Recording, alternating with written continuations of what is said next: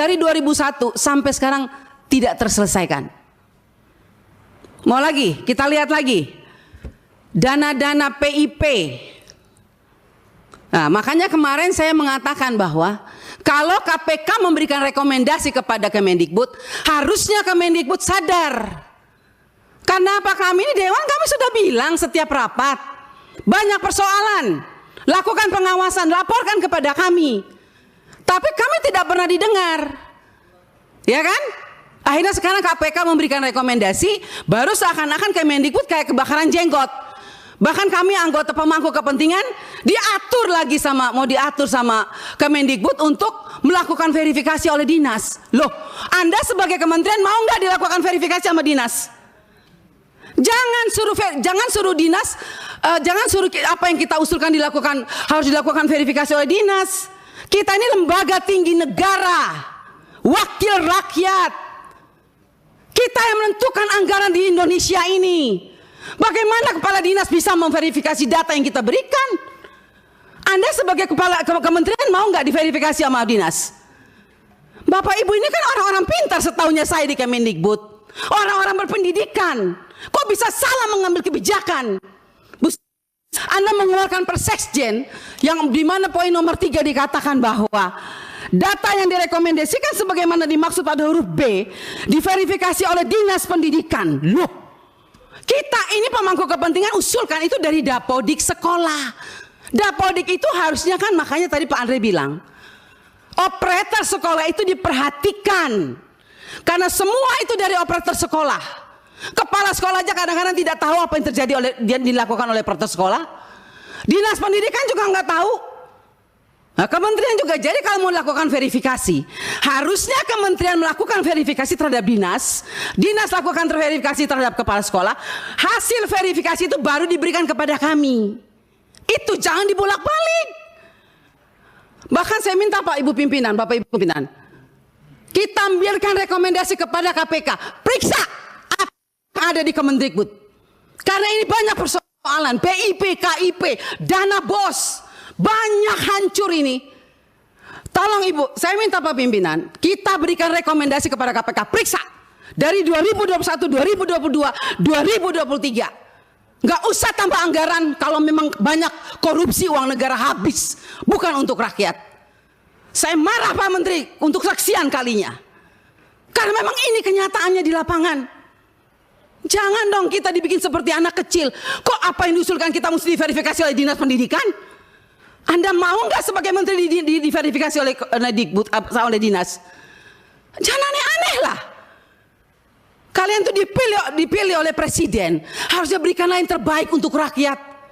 Semoga pembicaraan saya ini dilihat oleh presiden yang baru. Semoga presiden yang baru memperhatikan kinerja kementerian sekarang ini, memperhatikan eselon-eselon 1 yang sudah ada ini. Tidak memberikan solusi kepada negara, hanya membuat persoalan di daerah.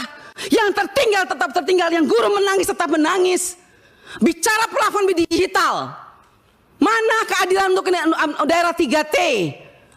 Enak daerah-daerah yang sudah ada internetnya diberikan terus, tapi kita yang daerah 3T yang tidak ada internetnya dibiarkan begitu saja. Mana keadilan sosial bagi seluruh rakyat Indonesia, Pak Menteri? Saya sangat kecewa. Kita sudah mau habis masa jabatan, Anda mungkin sebentar lagi habis, atau Anda lanjut saya tidak tahu. Tapi saya puji Tuhan, Tuhan dan rakyat masih memilih saya kembali. Dan sampai ini, apapun yang terjadi, kita yang terpilih kembali, kita akan tetap memperjuangkan keadilan dan kebenaran untuk kemajuan anak negeri kita. Bukan untuk kita anggota dewan, bukan. Jadi jangan aneh-aneh punya pikiran negatif terhadap wakil rakyat. Semua data-data yang kita pilih itu adanya di Dapodik sekolah. Perhatikan dong operator sekolah, perhatikan kepala sekolah, perhatikan dinas.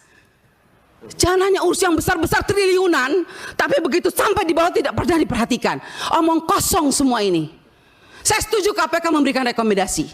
Bila perlu kita berikan rekomendasi kepada KPK, periksa Kemendikbud. Biar kita lihat siapa yang bobrok, siapa yang mencintai negeri ini sebetulnya.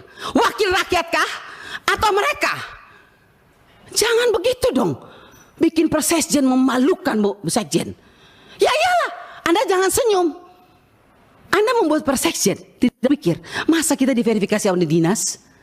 Mending kalau kepala dinasnya bersih. Kalau kepala dinasnya justru yang mencuri uang PIP, bagaimana Ibu? Saya mau tanya sekarang, jawab. Apa Anda pikir semua kepala dinas bersih? Oh tidak. Mari kita buktikan. Mau kita turun, kita buktikan, kita tanya jangan sama kepala dinas. Tanya sama penerima PIP. Itu baru bisa dapat jawabannya. Kalau Anda hanya turun-turun hanya di dinas, semua jawabannya bagus, bagus, bagus. Tapi coba turun ke rakyat. Turun ke penerima orang tua. Kalau nggak lihat itu orang tua punya air mata. Omong kosong. Nama ada, SK ada, uang nol. Sampai hari ini. Baik. Jadi kalau kita mau bicara soal anggaran Pak, jangan ditambah. Tuhan juga tidak ingin semua uang negara ini hilang. Saya yakin dan percaya sampai ini anggaran turun. Karena Tuhan itu lihat air mata orang miskin. Jadi kalau anggaran turun jangan marah. Mungkin inilah kehendak Tuhan supaya kita koreksi diri. Stop dan bertobat. Kalau mau lihat bangsa ini baik dan lebih maju. Terima kasih pimpinan. Baik, terima kasih. Saya tidak akan bertanya karena sudah diwakili oleh Ibu Anita. Saya lanjut kepada berikutnya fraksi PKS. Silakan.